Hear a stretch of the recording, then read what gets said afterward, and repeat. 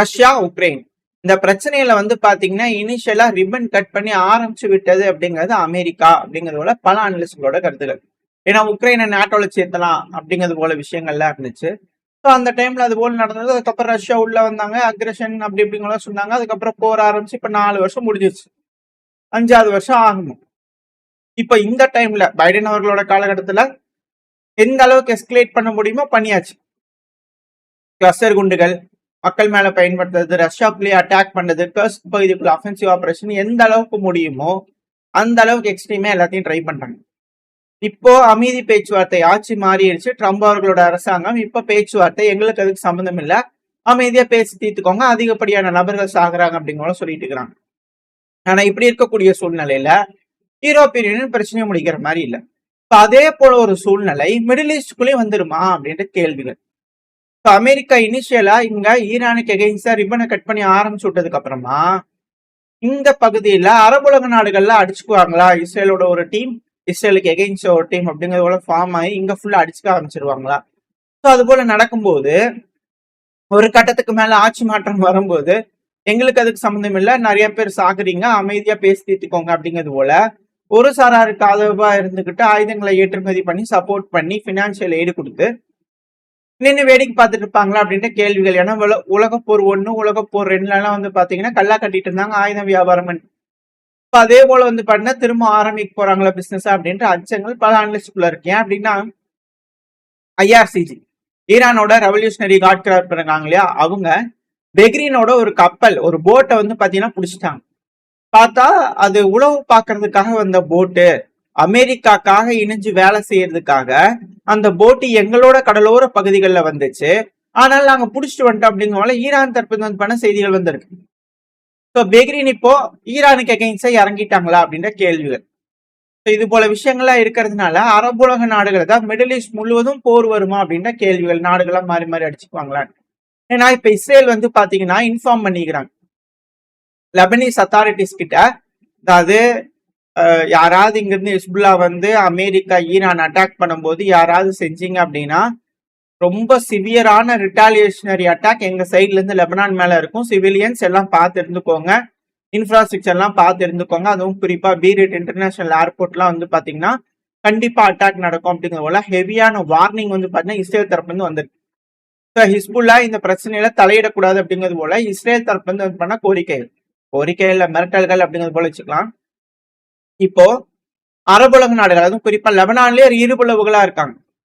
Israel மேற்குக்கு ஆதரவாகவும் Hezbollah Israel மேற்குக்கு எதிராகவும் இருக்காங்க. இது போல விஷயங்கள் இருக்கிறதுனால எந்த மாதிரி டென்ஷன்ஸ் பில்ட் ஆக போகுது, சேம் ரஷ்யா உக்ரைன் பிரச்சனை மாதிரியே இங்கேயும் டென்ஷன்ஸ் பில்ட் ஆகுமா அப்படின்ட்டு அச்சங்கள் இருக்கு. ஏன்னா மேற்கு நாடுகள் இப்போ உள்ள வந்து பாத்தீங்கன்னா இறங்க ஆரம்பிச்சுக்கிறாங்க. டச்சோட ஃபாரின் மினிஸ்ட்ரி வந்து பாத்தீங்கன்னா ஈரானை சம்மன் பண்ணி, ஏங்க ஈரான் தெஹரான் ஈரானோட கேபிட்டல், ஏங்க தெஹரான், ஏங்க எங்களோட டிப்ளமேட் வந்தாலும் இன்ஸ்பெக்ட் பண்றீங்க, எதுக்குங்க அவரோட லக்கேஜ் எல்லாம் பிடிச்சி வச்சுக்கிட்டீங்க, கொடுங்க. இமாம் கொமேனி இன்டர்நேஷனல் ஏர்போர்ட்ல வந்து பாத்தீங்கன்னா 28ஆம் தேதி ஒரு சம்பவம் நடந்துச்சு, டிப்ளமேட்டிக்கல் இன்சிடென்ட் அப்படிங்கிறது போல. மேற்கு நாடுகள் வந்து பாத்தீங்கன்னா குறிப்பா இதை கண்டனம் தெரிவிச்சுக்கிட்டு இருக்காங்க. ஈரானோட அத்தாரிட்டிஸ் இருப்பாங்களே, ஏர்போர்ட் அத்தாரிட்டிஸ், டச்சுக்காரர்கள் சொல்லுவாங்க இல்லையா, நெதர்லாண்ட்ஸ், அவங்களோட ஃபாரின் மினிஸ்டர் வந்து பாத்தீங்கன்னா வரும்போது ஈரானுக்குள்ள வரும்போது ஈரானுக்கு அலோகேட் பண்ணக்கூடிய நபர்கள் வரும்போது டிப்ளமேட்ஸ் இருப்பாங்க இல்லையா, ஸோ அவங்கள ரெகுலரா வந்து பாத்தீங்கன்னா எக்ஸ்ரேக்குள்ள அனுப்பிச்சு செக் பண்ணலாம் அப்படிங்கிறது போல வைங்கன்னு சொன்னா அவர் அந்த ட்ராலியை கொண்டு போய் தள்ளி விட்டு போட்டு எனக்கு அதுக்கு சம்மந்தம் இல்லை அப்படிங்கிறது போல அங்க போய் நின்ட்டார். அவரு கிராஸ் பண்ணி போயிட்டாரு. ஆனா இன்னொரு டிப்ளமேட் வந்து அதை கிளைம் பண்ணி அந்த லக்கேஜ் எடுத்துட்டு வரும்போது இல்ல எக்ஸ்ரேக்குள்ள வந்துட்டு தான் வரும் அப்படிங்கிறது போல எக்ஸ்ரே பண்ணும்போது இல்ல இதுல ஏதோ பிரச்சனை இருக்கு போல தெரியுது, கொடுங்க அப்படிங்கிற அத்தாரிட்டிஸ் அதை சீஸ் பண்ணிட்டாங்க. அப்படி சீஸ் பண்ணக்கூடிய அந்த போட்டியை கொடுத்துருங்க அப்படிங்கிற சொல்றாங்க. ஏன் இப்ப இது பெரும் பிரச்சனையா மாறி இருக்கு அப்படின்னா அதுக்குள்ள ஸ்டார்லிங் கனெக்ஷன் இருக்கு, அதாவது ஸ்டார்லிங் டெர்மினல்ஸ் இருக்கு. ரெண்டாவது பேசுறதுக்கான details, terminals, communication phone, satellite communication phone, wireless advanced wireless communications, இது போல எக்யூப்மெண்ட்லாம் வந்து பாத்தீங்கன்னா இந்த லக்கேஜ்குள்ள இருந்திருக்கு. அதனால ஈரான் தரப்பு வந்து பிடிச்சி வச்சுக்கிறாங்க. அதுக்கான வீடியோ பதிவுகள் விட்டுருக்காங்க. இங்க பாருங்கப்பா, நாங்க என்னமோ வந்து வம்படியா டிப்ளமேட் வந்தோடனே புடிச்சு வச்சுக்கிற மாதிரிலாம் பேசாதீங்க. அவரு சஸ்பீசியஸா பிஹேவ் பண்ணாரு.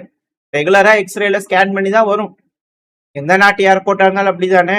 ஸோ அப்படி ஸ்கேன் பண்ணி வரும்போது இது போல குடுங்கன்னு சொன்னா அவர் வந்து பாத்தீங்கன்னா இப்படி பண்ணிட்டாரு, நாங்க என்ன பண்ண முடியும் அப்படிங்கிறத ஈரான் தரப்பு நியாயமா கேட்டுக்கிறாங்க. ஒரு சைடை மட்டும் பேசிட்டு இன்னொரு சைடு பேசாம விட்டுறாதீங்க அப்படிங்கிற ஈரான் தரப்பு நியாயமா கேட்டிருக்காங்க. ஸோ டென்ஷன்ஸ் அப்படிங்கிறது யூரோப்பியன் யூனியனோட இப்ப ஈரானுக்கு வந்து பாத்தீங்கன்னா அதிகரிச்சுக்கிட்டு இருக்கு.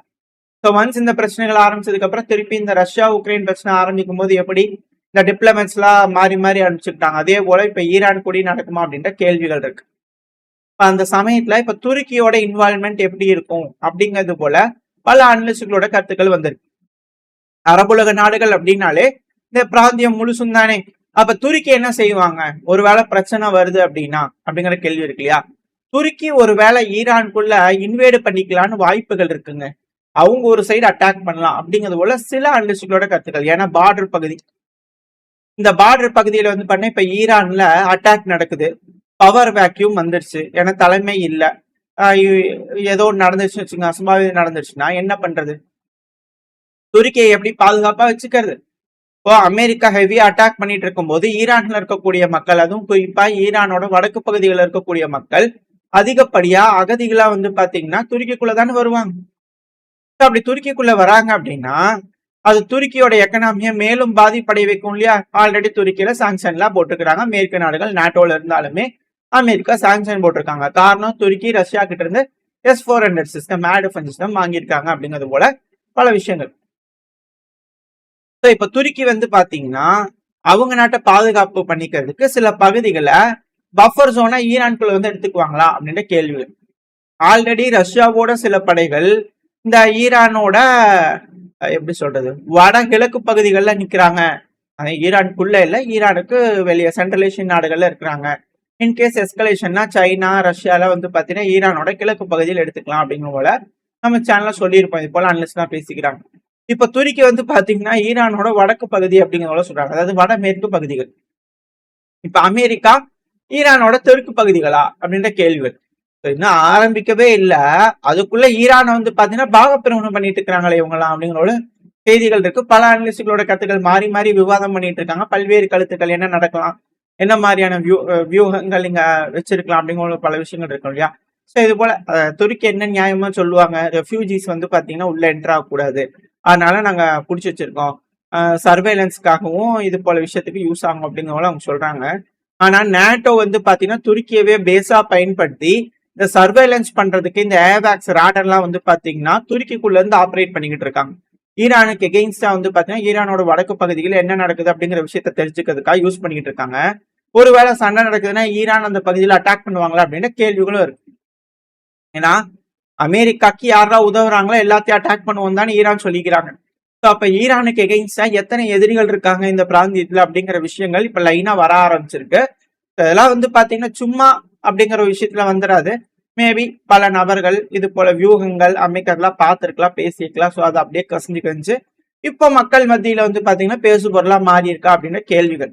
ஸோ மிக பெரும் திட்டம் இந்த ஈரான்ல வச்சிருக்காங்க மேற்கு நாடுகள் அப்படிங்கிற மாற்றுக்கருத்துல. ஏன்னா ஆல்ரெடி துருக்கியில 3 மில்லியன் சிரியன் ரெஃப்யூஜிஸ் வந்து பாத்தீங்கன்னா இருக்கிறாங்க. அவங்க எல்லாரும் ஆல்ரெடி வந்து பாத்தீங்கன்னா துருக்கியோட எக்கனாமிக்கு பேர்டனா இருக்காங்க. இப்ப திரும்பி இவங்க வந்தாங்கன்னா என்ன பண்றது அப்படிங்கிற போல அச்சங்கள்னால இது போல செய்வாங்க அப்படிங்கிற நியாயமா பேசிக்கிட்டு இருக்காங்க. வெயிட் பண்ணி பார்ப்போம். இதுவே அநியாயம் தான், பட் இருந்தாலும் அதை நியாயமா பண்றாங்க பாருங்களேன் அப்படிங்கிறது போல. இதுல என்னன்னா துருக்கியோட டிஃபென்ஸ் மினிஸ்டர் தரப்பு தகவல் F-16 காலையில ஒன்னு ட்ரைனிங் ஃபைட்டர் ஜெட் வந்து பண்ண கிராஷ் ஆயிருக்கிறதுனால பைலட் இறந்துட்டாரு அப்படிங்கிற செய்திகள் வந்துகிட்டு இருக்கு. F-16 டேக் ஆஃப் ஆன உடனே சில நிமிஷங்கள்ல வந்து பாத்தீங்கன்னா ரேடியோ அப்புறம் ரேடார் கனெக்ஷன்லாம் வந்து பண்ண கட் ஆயிடுச்சு, என்ன ஏது அப்படிங்கிறது தெரியல அப்படிங்கிற பார்த்துட்டு இருந்தாங்க. கடைசியில பார்த்தா சர்ச் அண்ட் ரெஸ்கியூ யூனிட் அதை கண்டுபிடிச்சிக்கிறாங்க. அந்த ஏர்கிராஃப்ட் வந்து பண்ணா கிராஷ் ஆயிடுச்சு அப்படிங்கிறது போல. ஸோ பைலட் வந்து பாத்தீங்கன்னா இறந்துருக்கிறாரு அப்படிங்கிற விஷயங்கள் வருது. F-16 கிராஷ் அப்படிங்கிறது ரொம்ப அதிகரிச்சுக்கிட்டே இருக்கு. ஸோ இந்த மிடில் ஈஸ்ட் முழுவதும் பதட்டம். At the same time America சிரியால இருந்து விட்ரா பண்றாங்கன்னு பார்த்தோம். இப்ப ஈராக்ல இருக்கக்கூடிய குர்திஸ்தான் பகுதிகள் இருந்து விட்ரா பண்றாங்க. ஏன்னா எந்த ட்ரோன் எங்கிருந்து வருதுன்னே தெரியாம ட்ரோன்கள் ஈராக்ல இருக்கக்கூடிய குர்தின மக்கள் மேல தாக்குதல் படுது அப்படிங்கிறது போல பார்த்தோம். இதுக்கு மிக முக்கியமான காரணம் ஈரான் அப்படிங்கிற சொல்லிட்டு இருந்தாங்க இல்லையா. சோ இப்ப அமெரிக்கா அங்க இருக்கிறதுனால அங்கேயே அட்டாக் நடக்க வாய்ப்பு இருக்கு அப்படிங்கிறதுனால குர்தின மக்கள் கொஞ்சம் வெளியே கிளம்புப்பா அப்படிங்கிற சொல்லிட்டாங்களா, இல்ல அமெரிக்காவே சேஃப்டி ப்ரிகாஷனரா வெளியே வராங்களா அப்படிங்கிறது தெரியல. ஸோ இந்த பிராந்தியம் முழுவதும் போர் வந்துடக்கூடாது அப்படிங்கிறதுனால, இழப்புகள் ஏற்பட்டக்கூடாது அப்படிங்கிறதுனால ஈராக்ல இருந்தும் அமெரிக்கா பின்வாங்குறாங்க படைகளை அப்படிங்கிறது போல செய்திகள். இப்போ ஈராக்ல இருக்கக்கூடிய இந்த பாப்புலர் மொபிலைசேஷன் போர்ஸ், ஈராக்ல பிரிவினைவாதம் அப்படிங்கிறத குர்திஸ்தான் ஒரு பகுதி இருக்கு. துருக்கிக்கும் அது ஆகாது. ஏன்னா அங்கிருந்த தீவிரவாத நடவடிக்கை வந்து பாத்தீங்கன்னா அங்க நடந்துட்டு இருக்கு. ஸோ ஒருவேளை இந்த பிராந்தியம் முழுவதும் ஈரான், துருக்கி, ஈராக் இவங்க எல்லாரும், சிரியா இவங்க எல்லாரும் ஆல்ரெடி சிரியா கிளியர் பண்ணிட்டாங்க. பட் இன்னும் சில பகுதிகளில் எஸ்டிஎஃப் இருக்காங்க அப்படிங்கிற போல செய்திகள். ஸோ இவங்க எல்லாரும் ஒருங்கிணைஞ்சு இந்த பகுதிகளில் இருக்கக்கூடிய குர்திஸ்தான் அப்படிங்கிறத ஃபுல்லாவே எரேஸ் பண்ணிட்டு திரும்பவும் அமைதி கொண்டு வந்துருவாங்களா அப்படின்ற கேள்விகள் இருக்கு. ஒருவேளை இங்க படையெல்லாம் குமிக்கிறதே எல்லாத்தையும் பின்வாங்கி கொண்டு போறதுக்கு தானா அப்படிங்கிற போல ஆச்சரியங்கள் பல அனுச்சுக்குள்ள இருக்கு. வெயிட் பண்ணி பார்ப்போம் என்ன மாதிரியான பிரச்சனைகள் இங்க வரப்போகுது. அது போல பேச்சுவார்த்தை மூலியமா பேசி தீர்த்துக்குவாங்கன்ற நம்பிக்கையில, எஸ்கலேஷன் எதுவும் ஆகாது அப்படிங்கிற நம்பிக்கையில இந்த பதிவை நாம் முடிச்சுக்கலாம். இந்த பதிவு எப்படின்னு உங்களுக்கு பிடிச்சிருக்கா? பிடிச்சினா லைக் பண்ணிட்டு உங்க ஃப்ரெண்ட்ஸ் நம்மளுக்கு ஷேர் பண்ணிக்கோங்க. அது கூட மறக்காம நம்ம சேனலை சப்ஸ்கிரைப் பண்ணலாம், மறக்காம சப்ஸ்கிரைப் பண்ணிக்கோங்க. அப்பதான் நம்ம போடக்கூடிய வீடியோக்களை மதிச்சு யூடியூப் 4 பேருக்கு ப்ரொமோட் பண்ணும். உங்களோட அன்பு ஆதரவு எனக்கு எப்ப இருக்கணும் நம்பிக்கை இந்த பையனா முடிச்சுக்கலாம். இந்த பதிவு நல்லா இருக்கும்னு நம்பிக்கை அடுத்த பையன் சந்திக்கிறேன். Stay safe. பை.